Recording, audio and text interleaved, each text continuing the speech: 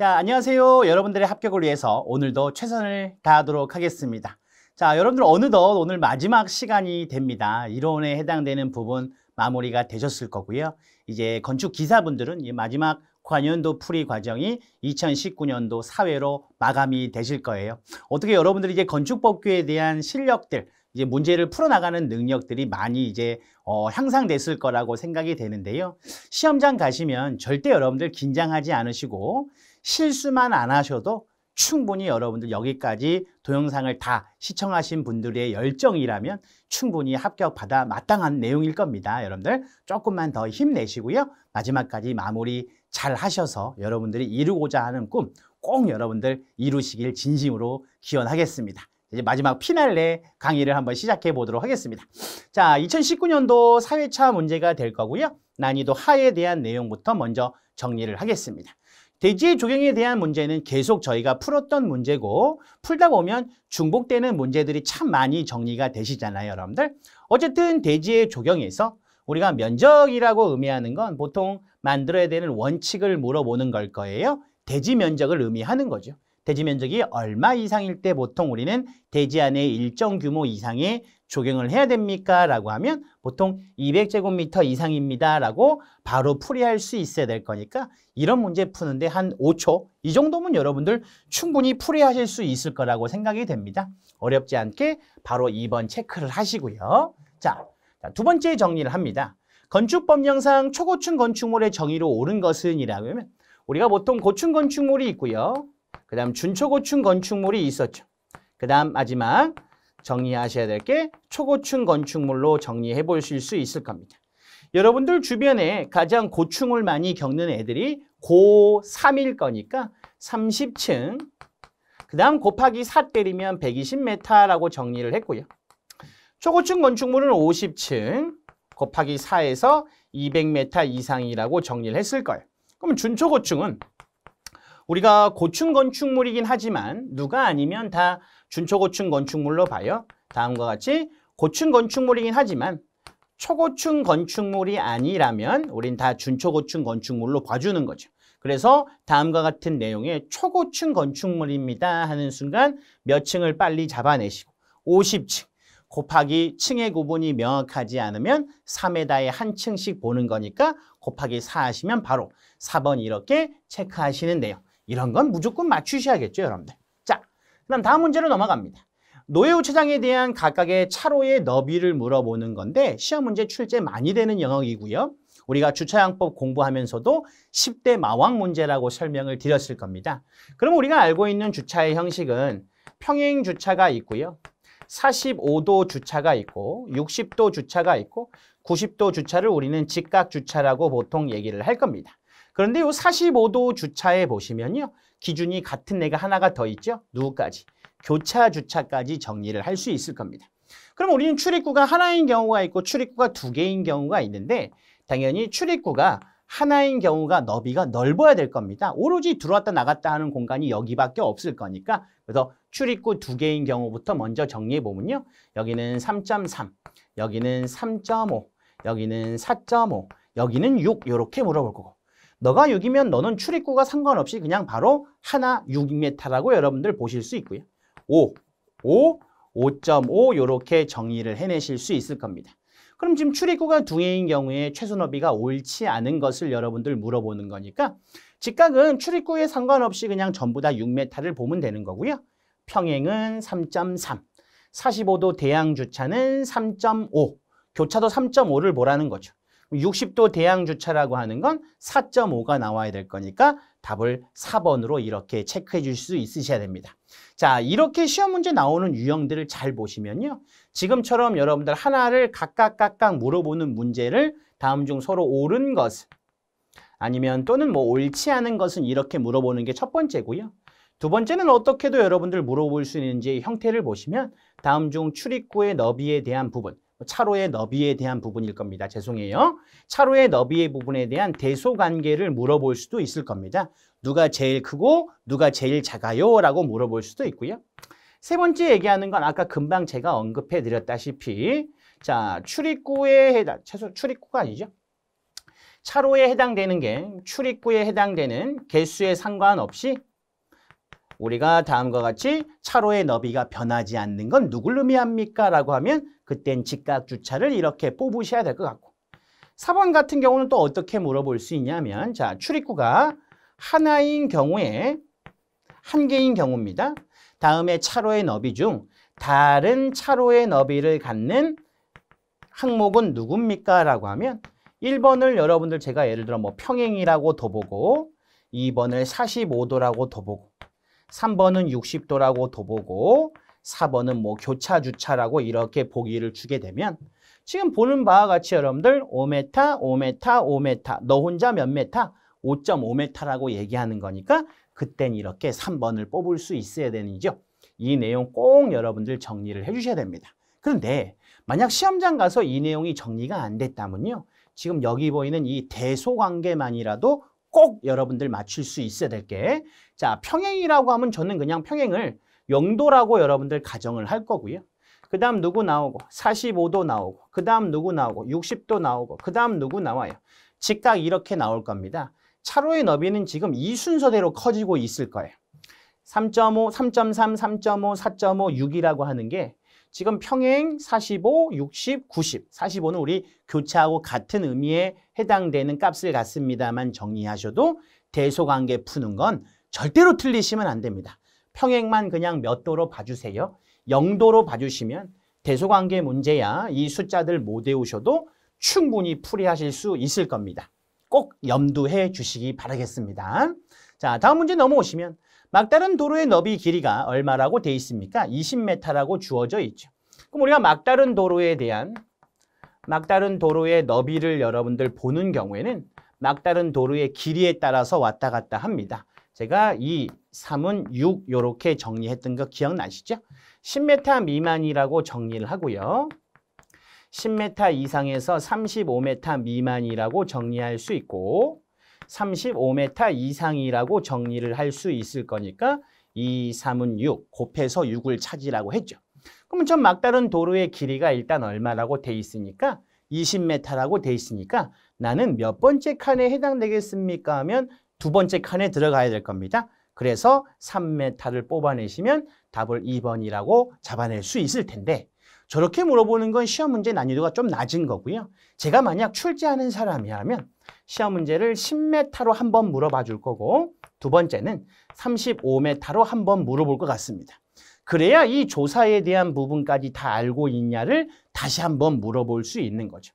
미만이라고 하는 건 그 값을 포함하는 게 아니니까 10m의 도로의 길이, 막다른 도로의 길이가 있습니다라고 하면 우린 두 번째 칸을 보셔야죠. 10m 이상일 거니까 그러면 도로의 너비는 3m가 필요한 거고 35m라고 딱 주어지면 이 미만도 35를 포함하는 게 아니기 때문에 밑에 칸으로 넘어와서 얼마라고 답변하셔야 돼요. 6m라고 답변하셔야 되는 이 내용까지 준비를 해서 여러분들이 정리를 해 주셔야 되고 이왕 한 김에 여러분들 요거하고 좀 흡사한 거 복습도 한번 해보겠습니다. 우리 곱해서 6자리도 있고 더해서 6자리도 있었을 겁니다. 이게 여러분들 접도 규정이죠. 원래 대지가 되려면 도로에 얼마 이상, 2m 이상 접하는 게 원칙입니다. 근데 이 자에다가 동그라미 3개를 더 붙이면 연면적 2000제곱미터 이상이면 6m 이상 도로의 뭐에다가 너비에다가 4m 이상 접해야 됩니다라고 하는 게 접도 규정을 조금 강화한 내용이었죠. 그래서 곱해서 6, 더해서 6에 해당되는 부분 둘 다 여러분들 한 번에 공부를 해주시는 게 조금 수월하실 것 같아요. 그래서 다음과 같이 정리를 한번 해본 겁니다. 자, 그 다음 내려와서 92번에 해당 내용이죠. 우리가 주차 전용 건축물이라고 보통 얘기할 수 있는 건 연면적 비율이 최소 얼마 이상이어야 됩니까? 근데 여러분들 봤더니 무슨 용도라고 돼 있어요? 판매 시설의 용도라고 돼 있죠. 그럼 다시 한번 정리를 해보겠습니다.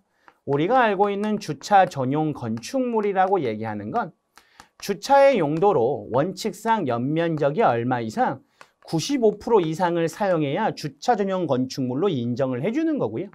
두 번째는 예외라고 해서 다음에 해당하는 애들은 연면적 중에 얼마 이상만 써도 70% 이상만 써도 주차 전용 건축물로 인정을 해주겠다고 하는 겁니다. 그게 여러분들 제1종 근생, 제2종 근생도 여러분들 정리할 수 있고 단독주택, 그 다음에 공동주택이라는 것도 있었죠. 그 다음 문화 및 집회시설의 문자라고 보시고요. 문종, 판, 업무시설 들어오시면 되고 운수시설 들어오면 되고 운동시설 들어오면 되고 창고시설까지는 전부 다 70%에 해당되는 부분일 겁니다. 그럼 세 번째, 저렇게 내가 땅덩어리가 좁은 우리 대한민국 같은 경우에 본인의 돈을 투자해서 주차의 용도로 사용을 하게 된다면 나라 입장에선 정말 예뻐 보일 거잖아요. 그래서 너한테 특례를 한 걸 주죠. 너가 지어지는 용도 지역에 상관없이 건폐율을 대한민국에 지금 현존하는 가장 건폐율이 큰 지역이 중심상업지역에 해당되는 조건을 적용을 해주겠다고 하는 거고요. 두 번째, 용적률에 대한 부분도 마찬가지입니다. 너가 지어지는 용도 지역에 상관없이 대한민국에 현존하는 가장 큰 용적률을 갖는 중심상업지역에 해당되는 용적률을 적용시켜 주겠다고 하는 거니까 복습도 할 겸 얘네 둘이가 전부 다 중심상업지역에 해당되는 기준입니다라는 것도 한번 기억을 해주시고요. 자, 디귿 정리해 보시면 우리가 보통 대지를 분할할 때 최소 면적이라고 보통 얘기할 수 있는 게 주거지역 같은 경우는 60, 상업공업지역은 150, 녹지는 200헥의 이상이 있어야 분할이라는 걸 할 수 있었을 텐데 얘는 혜택을 주는 거니까 면적이 작아도 분할할 수 있게 만들어줘야 혜택을 주는 거죠. 걔네들보다 면적이 작을 겁니다. 45m의 제곱.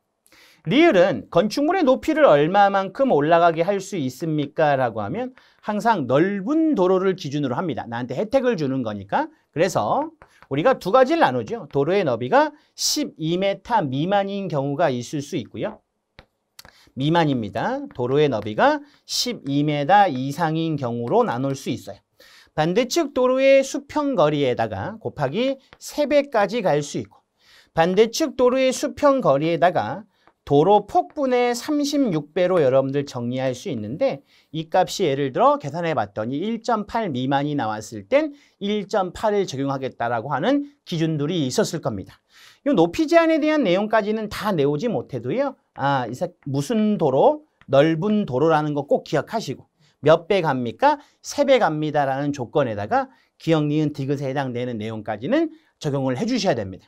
그럼 어쨌든 시험 문제는 지금 얘네 둘을 갖고 물어보는 거니까 예외를 구분하실 거는 지금 저기 용도를 먼저 보셔서 뭐 확인해 보시면 돼요. 판매 시설 확인할 거니까 나는 몇 프로구나 70%라구나 확인을 해 보셔야 되겠죠. 답은 아무리 바빠도 몇 번 아니면 몇 번 2번 아니면 4번에서 여러분들 답이 왔다 갔다 해야지 1번하고 3번 둘 중에 하나에서 고민하시겠다고 하는 건 건축법규 공부가 정말로 안 되신 부분이라고 생각하시면 됩니다. 이해되시겠죠? 고민하셔도 2번, 4번에서 그 고민이 좀 부탁을 드려야 되고요. 자, 다음 문제로 넘어가니 우리가 지금 해당되는 공동주택 중에 아파트에 해당되는 정의를 물어보는 문제 같습니다. 근데 이건 여러분들 따로 설명 안 해도 바로 몇 번으로 확인할 수 있어요. 그렇죠? 2번이 될 겁니다. 우리가 오늘 얘기하시는 공동주택에는요. 아파트, 연립, 다세대 주택 이런 게 있었을 건데 우리가 아파트하고 연립, 다세대를 같이 구분할 수 있는 건 얘네하고 얘네 둘이를 구분하는 건 우리가 주택으로 쓰이는 층수가 5계층 이상이면 아파트, 4계층 이하이면 연립이나 다세대를 의미하는 거고요. 그 연립과 다세대를 우리가 구분하는 건 바닥 면적에 해당되는 합계 갖고 정리를 할 수 있습니다.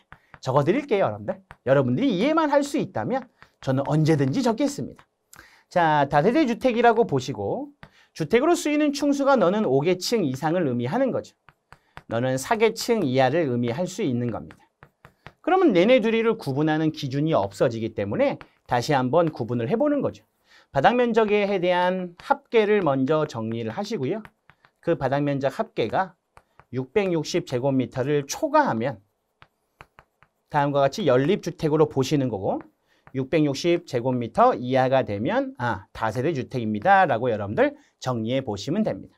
이건 아파트 물어보는 거니까 받자마자 바로 2번 체크하실 수 있으셔야겠죠. 자, 그 다음 두 번째로 넘어갑니다. 부설주차장에 해당되는 설치 기준을 얘기하는 건 여러분들 우리 위락은 자꾸 얼마당 시설 면적이 100m 제곱당 하나가 필요했고 그 다음 여러분들 150이라고 하는 게 하나가 있었고 그 다음 200이라는 게 하나 있었을 겁니다.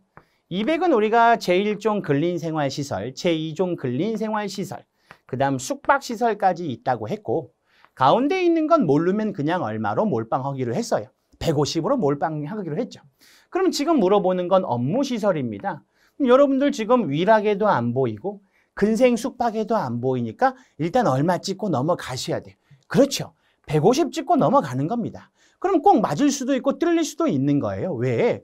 우리가 여러분들 수련시설 같은 경우는 뭐 350회배가 필요하고요.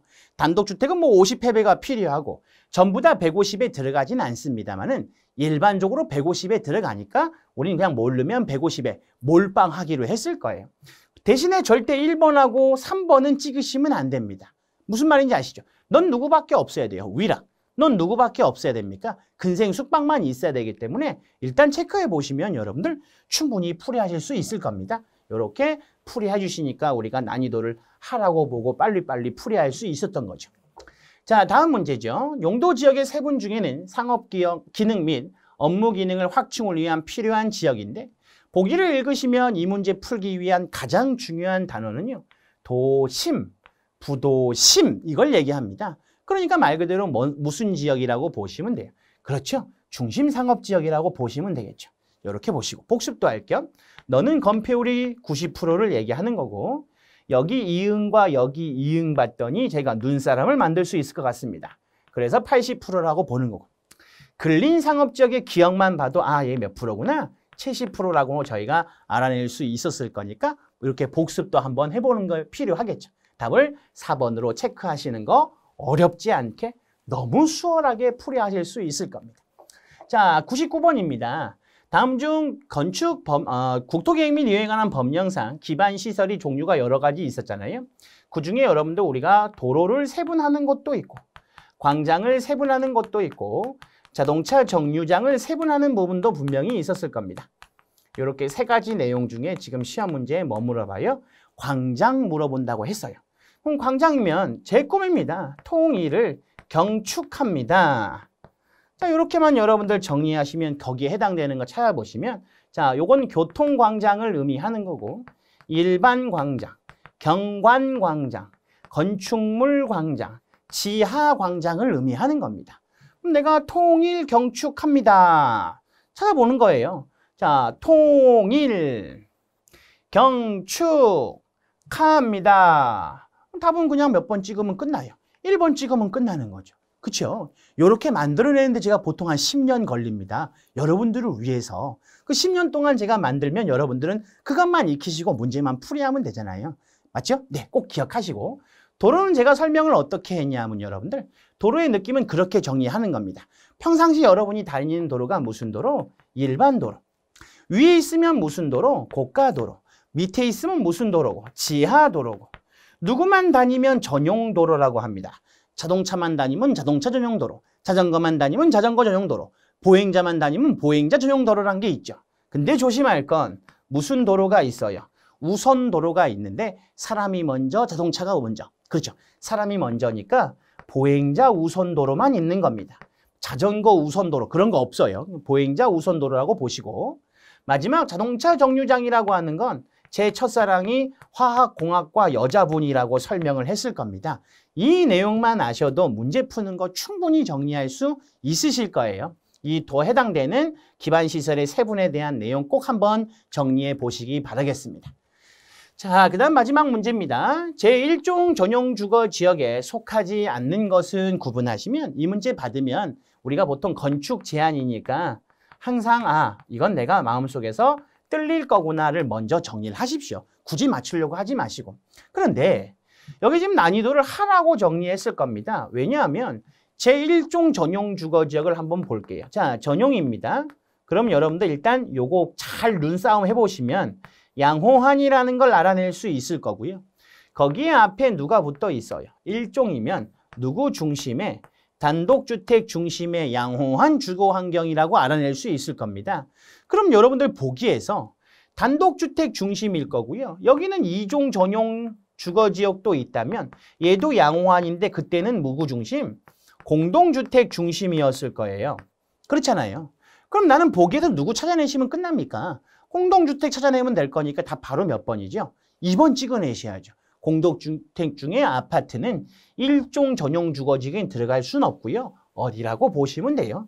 이종 전용 주거지역이라고 판단할 수 있으셔야 될 거니까 그 내용만 여러분들 구분하셔도 되기 때문에 제가 난이도를 하라고 정리를 한 겁니다.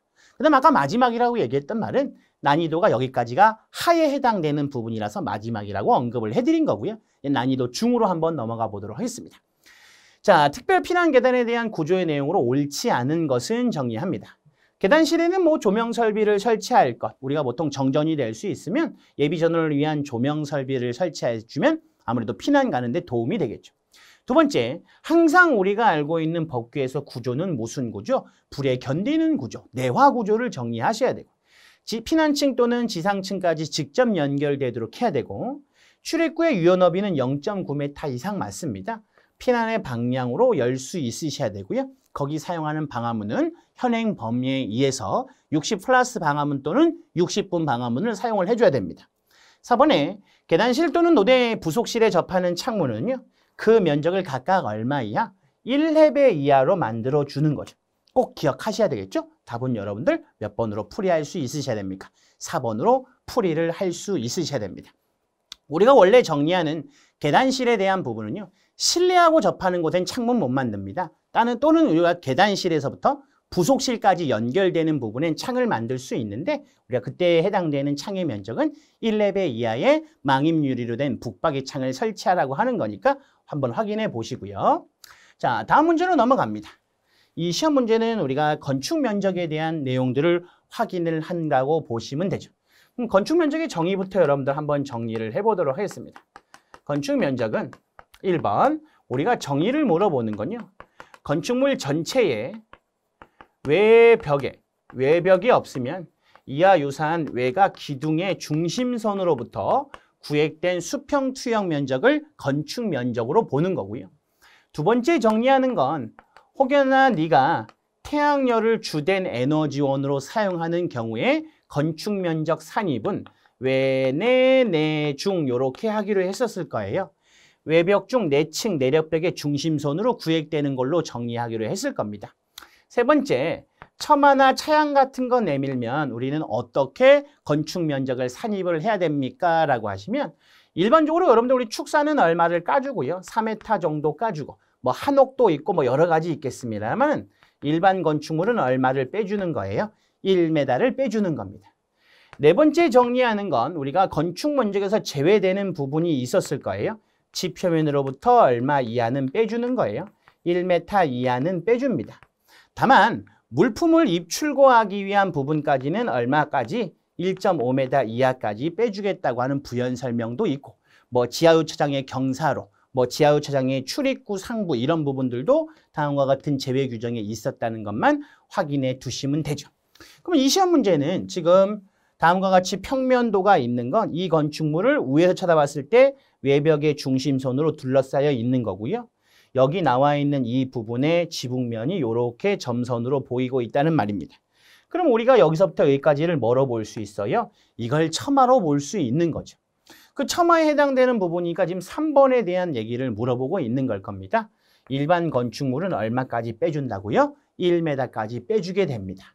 여기 일반 건축물이란 말이 보일 거니까 지금 여기 보이는 2m, 2m, 8m라고 돼 있는 게 요 처마에 대한 게 2m, 일로 나가는 게 8m라고 의미하는 거니까 1씩 빼주면 요거 1, 요거 1, 요거 8이니까 총 세로가 얼마가 되고 10m가 되고 가로에서 1m 빼주면 1, 1m 빼주면 1. 그래서 가로에 해당되는 부분이 총 얼마로 봐주셔야 됩니까? 12로 봐주셔야겠죠. 그래서 10에다가 12 곱하면 답은 바로 얼마 찍어내시면 돼요. 3번 뽑아내시면 120m의 제곱이라고 건축 면적을 정리해낼 수 있으실 것 같습니다. 꼭 한번 해보세요, 여러분들. 그래서 제가 문제 풀이할 때는 처마에 대한 부분입니다. 여러분들 아신다고 가정하면 세로가 지금 얼마로 보이시죠? 12로 보이시죠? 그 12를 이젠 얼마로 읽으셔야 되고 10! 가로가 얼마로 보이시죠? 14. 근데 양쪽에서 빼버리면 얼마로 읽어주셔야죠? 12. 그래서 곱하면 120. 이렇게 풀고 넘어가는 거예요. 그렇죠? 이렇게 저는 설명 때문에 정리를 해드린 거니까 그 내용 없어도 풀이가 되셔야 될 거라고 보죠. 자, 그 다음 정리할 건 비상용 승강기 승강장애에 대한 내용으로 확인을 하실 수 있을 겁니다. 승강장애에 대한 내용도 아까 자꾸 정리를 했을 거예요. 제가 아까 설명하면서 중요하다고 말씀드렸던 게 우리가 옥내에 해당되는 승강장에 해당되는 면적은 승강기의 바닥 면적이죠. 한 대당 얼마 이하? 6캡의 이하로 만들어야 되고 옥외는 그런 규정 없다고 하나 정리를 했고요. 그 다음 피난층에 있는 승강장 출입구로부터 도로 또는 공지까지는 거리가 짧아야 될 거니까 그 도로까지 해당되는 거리는 30m 이하로 해주셔야 된다고 설명을 했고 우리가 마감 재료는 무조건 불연 재료, 구조는 무조건 내화 구조 이런 부분이 계속 앵커였을 겁니다. 1번, 채광이 되는 창문이 있거나 예비 전원에 있는 조명 설비를 설치하는 건 그냥 일반적인 얘기일 거고요. 두 번째, 쭉 읽었는데 이 말 보이면 무조건 맞는 말입니다. 그런데 불연 재료 또는 준불연 재료로 합니다 하면 그건 틀린 말로 읽어내셔야 됩니다. 누구만 맞는 거예요? 불연 재료만 맞는 걸로 보여주셔야 되고 3번, 피난층이 있는 승강장 출입구로부터 도로 또는 공지에 이르는 거리는 짧아야 됩니다. 이하라는 건 당연한 말이고요. 보통 몇 메타? 30m 의미한다고 보시는 거니까 답을 몇 번으로? 3번 체크가 되셔야겠죠. 그래서 답을 3번으로 보고요. 4번, 앞에 무슨 말 보이죠? 옥내라는 말이 보이죠. 한 대당 몇 회배 이상의 6회배 이상에 해당되는 승강장 면적이 확보가 되셔야 되는 거니까 그걸 추가로만 정리해 보시면 계산하실 수 있을 겁니다. 자, 그 다음 이제 87번이죠. 도시지역의 복합적인 토지 이용을 증진시켜서 도시의 정비를 촉진하고 그 지역을 거점으로 해서 육성할 필요가 있다고 판단되는 지역에서 우리가 지정하는 구역입니다. 그럼 토지 이용을 증진하겠다는 거니까 개발을 억제한다는 거예요? 개발을 한다는 거예요? 개발을 하겠다는 말이겠죠, 여러분들. 그럼 개발을 통해 우리가 도시 정비를 촉진하고 그 지역을 거점으로 육성한다는 말은 키워내겠다는 뜻일 겁니다. 1번, 이건 개발을 제한하겠다는 거니까 개발을 뭐 하겠다는 거고 억제하겠다는 거고 시가와 조정구역이라고 하는 건 우리가 단계적 개발을 도모하겠다는 겁니다. 그래서 무질서한 난개발을 조금 막겠다고 하는 거죠. 단계적 개발을 도모하겠다는 뜻이고 도시자연공원구역이라고 하는 건 사람들이 쉴 수 있는 공간, 공원을 만들겠다는 말입니다. 이는 규제를 최소화를 해줘야 복합적인 토지 이용을 증진시켜 그 지역을 거점으로 해서 육성할 수 있지 않겠습니까? 말뜻만 읽어봐도 답 몇 번으로 찍으셔야 돼. 3번 여러분들 찍어낼 수 있으셔야죠. 이것 말고 여러분들 기억하셔야 될 게 또 두 가지가 더 있었을 겁니다. 하나는 우리가 개발 밀도 관리 구역이라는 게 있었고 두 번째 얘기하는 건 기반시설 부담 구역이라는 것도 있었을 거니까 특히 이 두 가지에 대한 용어 중엔 얘를 꼭 기억을 하셔야 됩니다. 향후 여러분들 우리가 기반시설이 부족할 것으로 예상됩니다. 근데 추가로 기반시설 설치가 불가능하고 얘는 설치가 가능할 거니까 그 설치가 가능한 지역에는 건축물의 규모에 따라서 비례해서 내가 기반시설에 들어가는 비용을 부담을 하라는 거고요. 개발밀도관리구역은 기반시설 설치가 불가능한 지역입니다. 맞죠? 그랬을 때 여러분들 건폐율하고 용적률을 우리가 50% 정도 밑으로 내려버리겠다고 하는 게 강화시켜버리겠다고 하는 겁니다. 그래서 기반시설 설치가 불가능한 지역인지 가능한 지역인지에 따라서 개발밀도관리구역, 기반시설 부담구역이라고 정리하시면 될 것 같습니다. 이 기반시설은 향후 여러분들 도시가 발전한다는 뜻은 정확히 얘기해서 뭐 수도 사용 시설이 20% 이상 증가하거나 하수시설 처리 능력이 한 20% 정도 증가하거나 학교에 대한 수용 인원이 한 20% 향후 2년 이내로 그렇게 증가할 것으로 예상되는 지역 안에서 기반시설 설치가 불가능하면 그 기존의 건폐율과 용적률을 50%로 내려버리겠다고 하는 거니까 설치가 가능하냐 불가능하냐를 갖고 개발밀도관리구역 정리해 주시고요. 일반적으로 개발밀도관리구역과 아까 말씀드렸던 기반시설 부담구역이라고 하는 건 중복으로 지정할 수 없는 거니까 추가적으로 정리를 꼭 부탁드리겠습니다. 자, 다음 내용으로 넘어가시면 건축 허가 신청에 필요한 설계도서에 속하지 않는 것은 보통 여기에 오답으로 들어가는 게 여러분들 조감도 이런 게 보통 오답으로 많이 들어가고 투시도 이런 게 오답으로 많이 들어갑니다. 답은 바로 몇 번? 1번 이렇게 정리하는데 내가 공부할 게 여기서도 하나가 더 있죠. 하나는 우리가 건축 계획서라고 하는 부분이 있고요. 두 번째는 배치도라고 하는 부분이 있습니다. 건축 계획서는 무조건 누구에 대한 거라고 봐주시라고 했고, 건축물에 대한 걸 봐주시라고 했고, 여기는 무조건 대지에 대한 느낌으로 봐주시라고 합니다. 그럼 제가 한번 내보면 대지 안에 조경이라고 하면 당연히 이쪽으로 넘어오셔야 되는 거죠. 이해되셨어요? 뭐 건축물의 방화구역이라고 하면 당연히 이리로 넘어오셔야 될 것 같습니다. 대지의 뭐 축척 및 방위라고 하면 이리로 넘어오셔야겠죠. 그렇게 여러분들이 구분하시면 되는 거니까 보기를 읽었을 때 건축물 냄새가 나면 건축계획서에 기입하는 사항이고, 대지의 냄새가 나면 배치도의 기입사항이라고 느낌적으로 풀이를 해주시면 될 것 같습니다. 자, 다음 문제 넘어갈게요. 자, 내화구조에 해당하는 건축물에 속하지 않는 것입니다. 우리가 앞부분까지 이 내화구조 문제들은 계속 난이도를 상이라고 정리해 드렸을 텐데, 여러분들이 난이도 중이라고 하는 건 그만큼 많이 익숙해지진 않았을까라고 해서 한번 중으로 내본 거예요. 자, 주요 구조부를 내화구조로 해야 되는 건축물의 기준이 있었을 겁니다. 우리가 주요 구조부를 내화구조로 해야 되는 주요 구조 건축물에 대한 기준은 첫 번째 200제곱미터라는 게 있었고요. 그 다음 500제곱미터, 5,000이 아니죠? 500이라고 보셔야 되고, 그 다음 여러분들 2,000에 해당되는 것만 알아두시라고 설명했을 겁니다. 200은 문, 장, 위, 종 요렇게 네 가지 설명을 했고, 500이라고 하는 건 판매시설이고요. 제가 문이라고 할 때 여기에 전시장 동식물원은 제외가 됩니다. 그래서 여기 전시장까지 들어오시면 되고, 여기는 공장이라고 정리를 하나 해드렸을 거예요. 그 다음 요거하고 조금 흡사한 내용인데, 우리가 직통 계단을 2개소 이상 설치해야 되는 용도가 있었을 겁니다. 그건 200하고 300하고 400 요렇게 풀이했을 겁니다.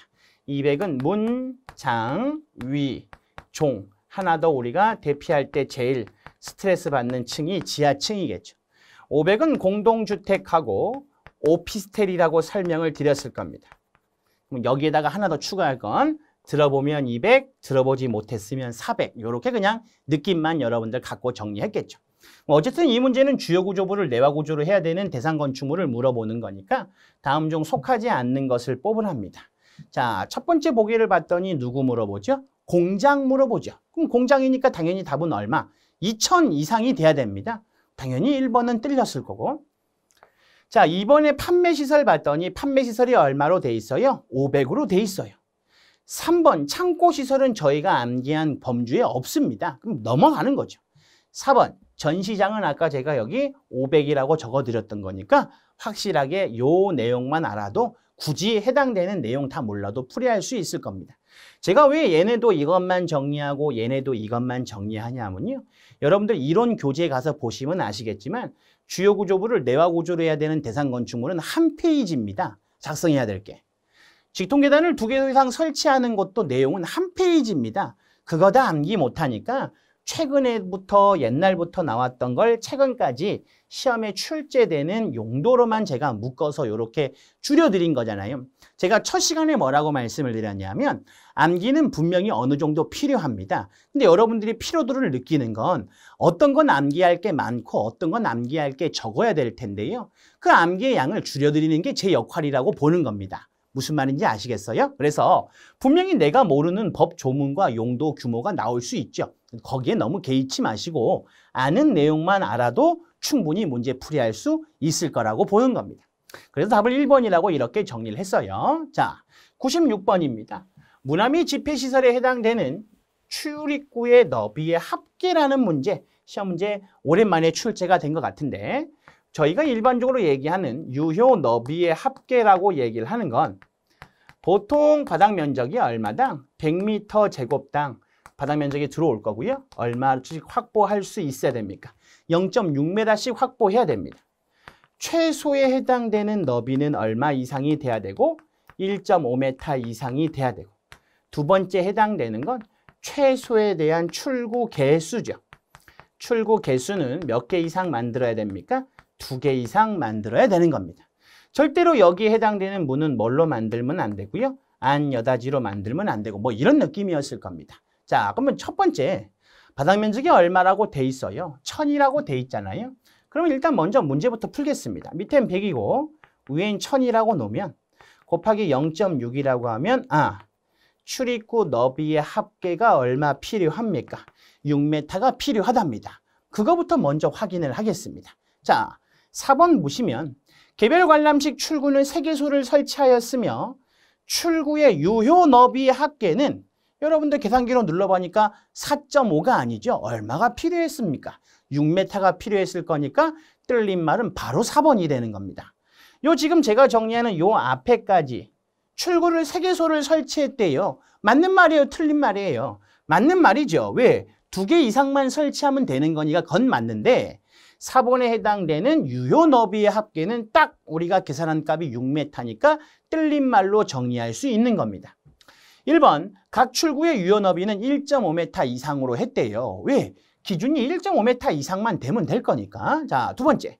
관람실로부터 바깥쪽으로의 출구에 쓰이는 문은 박여닫이로 했답니다. 안여닫이로만 안 하면 되는 거죠, 여러분들. 개별 관람식 바깥쪽에는 그 양쪽 및 뒤쪽 각각 복도를 여러분들 설치하라고 하는 건 개별 관람식 바닥 면적이 300제곱미터 미만인 경우에는요. 보통 앞하고 뒤에 설치하는 거고 300제곱미터 이상이면 양쪽하고 앞에 설치해야 될 거니까 총 3군데를 설치하는 이 규정까지는 모르셔도 4번에 대한 내용으로 답을 풀이하실 수는 있으셔야 될 겁니다. 그래서 답을 이렇게 4번을 체크를 한 거죠. 자, 85번부터는 여러분들 이제 조금 난이도가 있는 문제인데 우리가 늘상 풀어봤던 거예요. 배연 설비를 설치해야 되는 대상 건축물에 속하지 않는 것이라고 하면 제가 계속 오답만 불러드렸을 겁니다. 공동주택하고요. 학교하고요. 방송통신시설 이것만 알아도 시험 문제는 다 풀이할 수 있습니다라고 정리를 큰 소리를 쳤더니 그 얘기를 누군가가 들은 것 같아요. 그래서 해당되는 용도가 다 여기에 속하지 않은 걸로 출제가 된 겁니다. 똑같이 물어보는 거지만 보기를 다르게 줬기 때문에 제가 난이도를 바꿔서 넣은 겁니다. 답은 1번일 겁니다. 뭐 이런 최근에 대한 문제도 한번 공부는 해보시고요. 예전에는 이것만 알아도 여러분들 풀이할 수 있었는데 창고시설이 더 들어오는 바람에 제가 난이도를 조금 상으로 올린 거 양해 좀 부탁을 드리도록 하겠습니다. 자, 93번이죠. 처음 출제된 문제입니다. 차수설비라고 보통 물을 하는 건 우리가 물을 차단하는 설비를 차수설비, 요즘은 보통 물막이 설비라고 보통 얘기를 할 수 있습니다.